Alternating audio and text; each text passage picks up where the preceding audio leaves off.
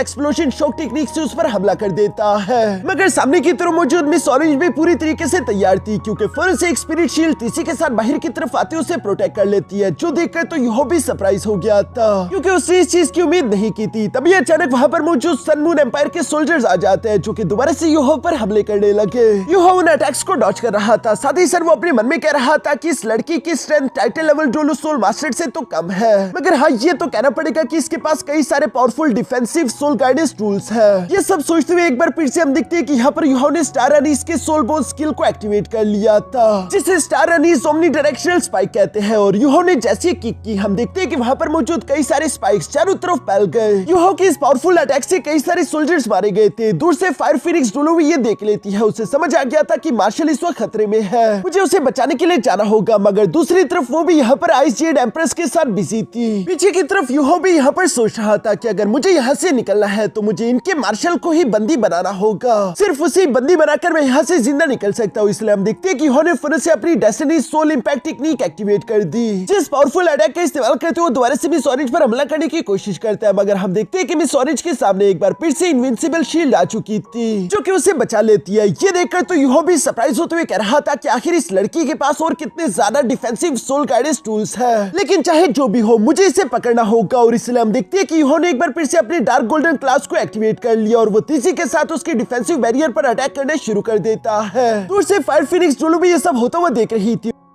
और वो अपनी मार्शल की मदद करने के लिए जाना चाहती थी, मगर हम देखते हैं कि आइस जेड स्कॉर्पियन एम्प्रेस उसे ऐसा करने नहीं दे रही। और पीछे की तरफ हम देखते हैं कि बार बार अटैक करने की वजह से आखिरकार यूहो ने भी अपने डार्क गोल्डन क्ला का इस्तेमाल करते हुए उस डिफेंसिव बैरियर को तोड़ दिया था। जो करते यूहो फौरन से उस मार्शल को गर्दन से पकड़ते हुए कहता है कि अब हम सही से बात कर सकते हैं। ये कहते यूहो फौरन से अपना मास्क उतार कर अपनी आइडेंटिटी शो करने लगा, जबकि दूसरी तरफ हम देखते हैं कि मिस ऑरेंज की भी हुडी उतर गई थी। ये दोनों ही एक दूसरे को देखकर शॉक होते हुए कहते हैं कि क्या ये तुम हो। तब तक हम देखते हैं कि फायर फिनिक्स डोलो भी वहाँ पर आ जाती है, जो कि यूहो से कह रही थी कि आखिर तुम्हारी हिम्मत कैसे हुई। आइस जेड स्कॉर्पियन एम्प्रेस तो जानते हैं कि उसका काम हो गया, इसलिए वो फौरन से यूहो की बॉडी के अंदर चली गई। दूसरी तरफ यूहो यहाँ पर मिस ऑरेंज को छोड़ने वाला था, लेकिन मिस ऑरेंज धीमे से यूहो से कहती है कि नहीं, मुझे बंदी बना लो। जो सुनकर यूहो ने बिल्कुल ऐसा ही किया, वो फौरन से मिस ऑरेंज को पकड़ते हुए अपनी चाकू को उसकी गर्दन पर रख देता है। ये देखकर तो फायर फिनिक्स डोलो घबरा गई थी, और वो कहती है कि नहीं, हमारे मार्शल को जाने दो। जबकि मिस ऑरेंज धीमे से यहाँ यूहो को बताती है कि ये है फायर फिनिक्स डोलो लुवान फेंग, जो कि लेवल 94 की वॉरियर है, तुम चाहकर भी उसकी बराबरी नहीं कर सकते। जो सुनकर यूहो याद करता है कि हाँ, सीनियर ब्रदर ने मुझे फायर फिनिक्स डोलो लुवान फेंग के बारे में बताया था, जिसकी ताकत स्टार स्काई डोलो मास्टर यी यूलिन के बराबर है। साथ ही साथ यूहो ये भी जानता रहा कि अभी के fire phoenix soul legion group के मार्शल से पहले वही इनकी मार्शल हुआ करती थी, लेकिन अब उसने अपनी